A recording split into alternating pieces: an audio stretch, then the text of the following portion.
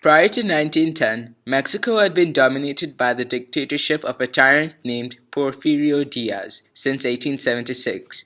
Although he tolerated no opposition, he brought a period of stability and economic growth to Mexico. In regards to developing Mexico's economy, Diaz assisted the huge landowners of Mexico obtain land from the peasants. This led to the wealth of the middle class, and Diaz's supporters increased extensively, whereas the peasants' wealth kept on decreasing. These events are likely the origin of the disparity between the middle class and the peasants. As of now, Mexico's tension of elite versus masses had begun. In 1907, a sudden downturn in Mexico's commodity prices led to a spread in economic misery within Mexico. This had massively weakened Mexico and led its citizens to desperation. Soon after, Diaz proclaimed that he would turn Mexico into a democratic country by allowing opposition parties to challenge his position. This decision was probably done to address the skeptical citizens of Mexico. This was likely a ploy made by Diaz to remain in power without revolts from the peasants. Diaz would rig the voting in each election, so he is voted by the majority every election. It was the time that Francisco Madero began campaigning across Mexico for democratic elections to unseat Diaz.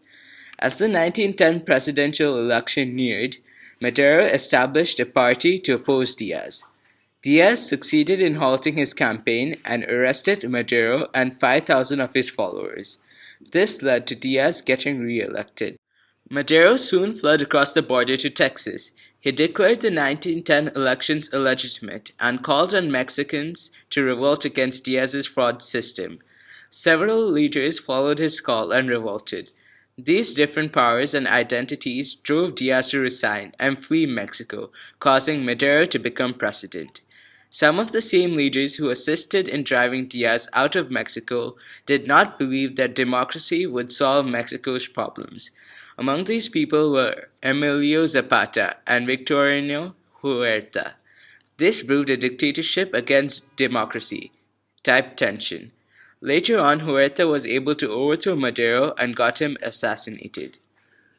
The tension had not stopped then. Revolutionary groups led by such men as Zapata, Venustiano Carranza, Francisco Pancho Villa, and Alvaro Obregón fought against Huerta's government. After these, forces succeeded in defeating Huerta at 1914. They turned against each other. The outcome of this final battle were to settle the tension and disparities between all the groups involved in this revolution. In 1915, the group led by Carranza defeated the forces of Villa, who was at that time allied with Zapata. Carranza had taken control of the government, but the societal systems had not returned to peace. The social upheaval between the different forces continued until 1920. Carranza's constitution addressed several revolutionary demands. The constitution provided for land redistribution and rights for urban workers. The revolution's clearest result was that after 1920, Mexico enjoyed remarkable political stability compared with other Latin American countries. Though the stability after the revolution did not remain, economic instability remained in Mexico and still goes on to this day. Revolutions don't always provide the particular society with positive results. Before causing social upheavals, revolutionaries must have a plan for the aftermath of the social upheavals and tensions, or else a particular society is guaranteed to fall.